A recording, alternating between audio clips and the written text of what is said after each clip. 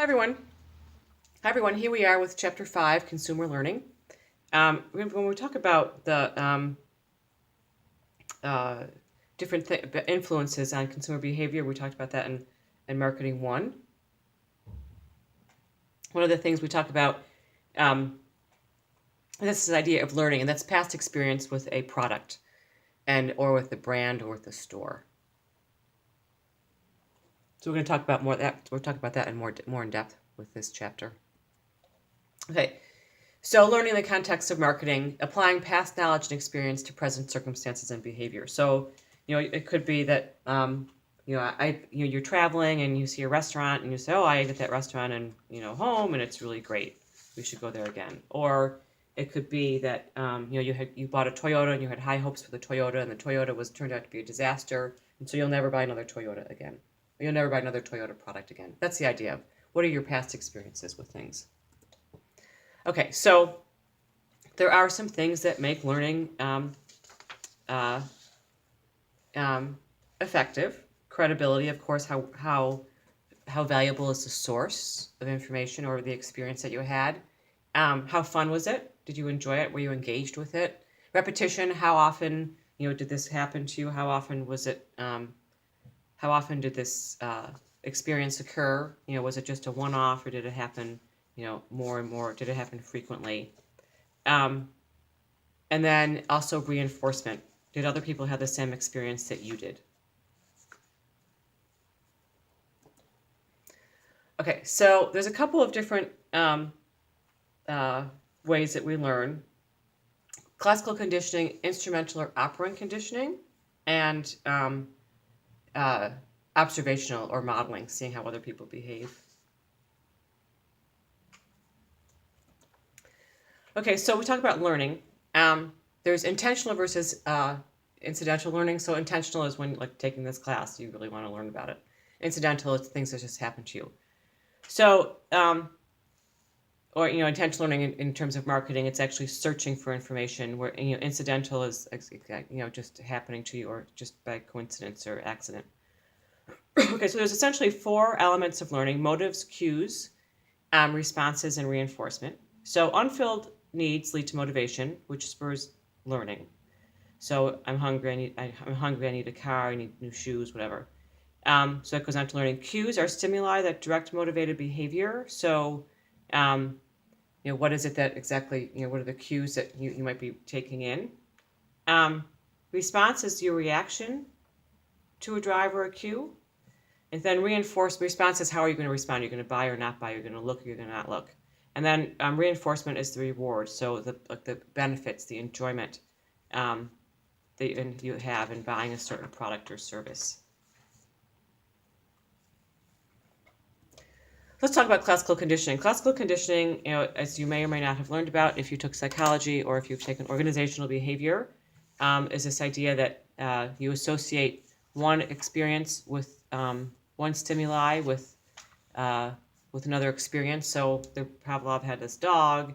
He rang the bell, and then when he rang the bell, the dog went and ate the food, and eventually the dog got used to the idea that whenever he heard the bell, that means that food is nearby. So that's the same idea that we have with this stimulus response idea. That's the idea of classical conditioning. So, for example, what they talk about in the book is this idea that you have a certain song will trigger a response from you. So the theme song of a television program that you watch with your friend is going to make you think of your friend. That's kind of the idea of classical conditioning. So classical conditioning can be really effective with marketers. So this idea that you associate one thing with another, and so when you hear one thing, you think of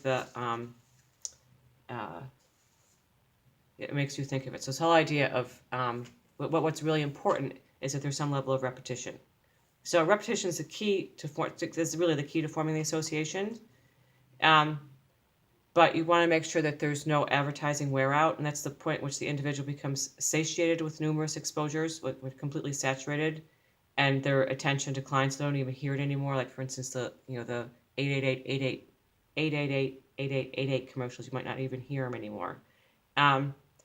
So people say that essentially that we only really need 3 exposures to make sure to have people understand what's going on or remember what's going on, to make them aware, to show the relevance of the product, and then the third to remind them of the benefits.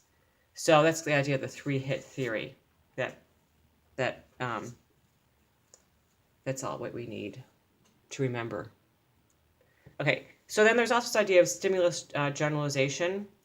So that product line extensions, product form extensions, family branding, licensing, all these things, it's the idea that, so when we think of Honda, we think of one thing. When we think of M&M Mars, we think of something, we have an image. So it's this idea, we've talked about product lines and, changing the product. Well, if it was one thing, that if they had this, one item, or they had this other item, it must be a good product.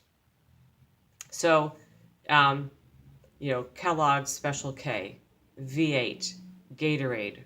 There's just tons and tons and tons of examples of people, of a line extension and brand extension and assuming familiarity and that kind of thing. So it's stimulus generation. Stimulus discrimination is really the opposite of generalization. It's the idea is to select a specific stimulus from among other stimuli. So what's at the core of this, the core objective is to teach consumers to discriminate among similar products or similar stimuli and form a unique image for a brand in their mind. So, for example, yogurt might want to just have you distinguish between, one that's thick and one that's organic, or one that's thick and one that has fruit at the bottom. Okay, instrumental or operant conditioning is the second kind of conditioning. It's the idea that learning occurs through a trial and error process, and that there's some habits that are formed because of that. So because of rewards and responses. So what we see a lot with instrumental or operant conditioning, frequent flyer purchases, or opportunity to try a variety of different brands, that kind of thing. The idea of with the instrumental or operant that if there is a reward that if you buy a certain number of cups of coffee, you get a free cup of coffee. There's also this idea that that through trial and error, you can ultimately find your perfect fit, and that then you will continue to buy, or maybe through this brand reinforcement in terms of, or the purchase reinforcement, that it's you get some sort of brand loyalty, that people will try different parts of the product just to get that reward at the end. Okay, so it's essentially it. So instrumental operant conditioning, it reinforces behavior. Once the behavior is reinforced, you might forget about it. It may or may not. Hopefully it's going to lead to customer satisfaction and retention, with the idea that they'll retain customers, will come back again. It's just this idea that in terms of operant conditioning, really the important thing to understand is that it's reward. It's constantly giving the consumer a positive experience so that they will eventually come back. Okay, let's talk about the next kind of conditioning, observational learning or modeling. The process through which individuals learn behavior by observing the behavior of others and the consequences of the behavior. So, and people will reinforce that when they see it on ads. So, for example, that if I drink this certain kind of wine, I'm going to have a great time with my friends and go to a beautiful place on vacation. If I chew this gum, I'm going to get a date, that kind of thing. So it could be observational learning through an ad, or it also could be observational learning through your friends and your peer group. So again, this whole idea of cognitive learning was what the actual learning through the brain, and we can, you store it in long-term, short-term. Again, it's a lot of psychology, just important to generally understand. Okay, so information processing is this idea that we receive the information, we store it, we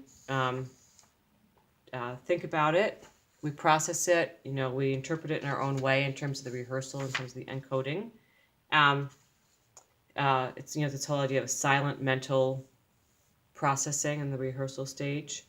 And then retention is how much we actually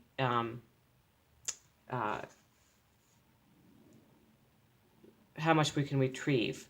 So we're constantly organizing and reorganizing it. So there's this whole idea of chunking. What is chunking? Chunking is basically when we recode what we've already encoded.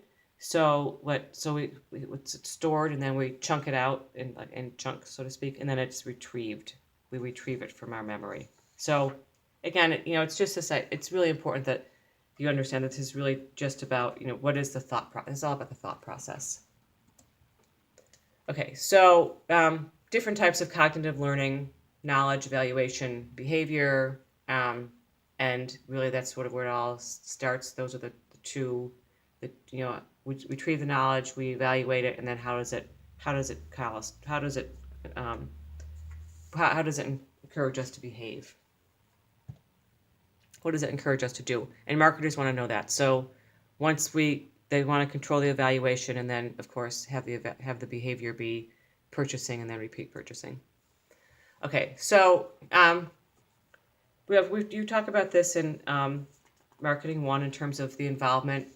So how important is the product to you? Is it something that you buy all the time, or is it something that is a one-off purchase? So for example, if there's low buyer involvement, convenience goods are low buyer involvement. Toothpaste, shampoo, things we don't really think about. Whereas higher involvement new often maybe have a little higher price tag. They're things we don't buy as often. Maybe it's new skis. Maybe it's,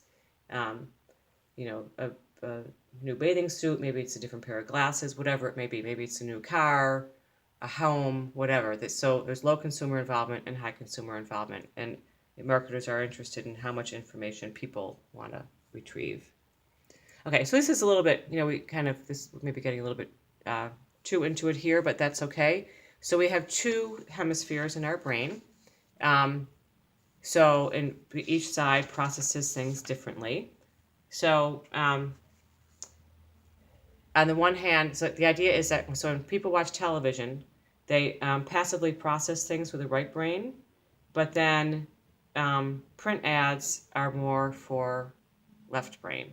So for example, on the one hand, we see this ad where they're learning more about how airlines are handling space, and they go through all this detail. That's the one side of the brain, and the other side of the brain says, "Great, I can bring more luggage now. I'll have more seat room. That'll be terrific." So it's the idea that we process things and then we sort of boil it down to the lowest common denominator. Okay, so consumer learning, of course, the outcomes that we're looking for is that there's recognition, there's aided recognition, aided recall with this idea of recognition, then unaided recall. Aided recall are reminder advertising and things like that. Unaided recall are things that we actually just recall on our own. So that's the goal. That is ultimately the goal. And then, of course, all companies want brand loyalty. So and that depends upon, we talked about risk in the last chapter, how much variety people are seeking, the brand's reputation, the social influence in terms of our peers and our family, that kind of thing. And then there's different types of brand loyalty. Covetous is this idea that covetous brand loyalty includes no consistent purchase of a given brand in spite of the strong attachment to it. So even though you really might love Hershey's candy bars, you don't necessarily always buy them. So inertia brand loyalty is purchasing the brand because of habit and convenience, but without any kind of emotional attachment to it, like, I get Crest, but I don't really think about Crest. And then premium brand loyalty, that you have a high attachment to the brand and that you also have repeat purchases. So that's really what ultimately people are looking for, is this idea of this premium brand loyalty, all of which leads to brand equity. So that's basically the value of a brand name. So and it also, what's the future value? If you talk about in accounting, you probably talk about goodwill. I don't know if you've talked about that at all yet, but in terms of the value of the company, brand equity. Brand equity is the value of the brand. And so you see brands value go up and down based on consumer experiences and, news reports and all that kind of thing. Okay, so that wraps up chapter 5. And it's kind of a quick look at learning. And we'll see you back here with chapter 6, Consumer Attitude Formation and Change. Thanks, guys.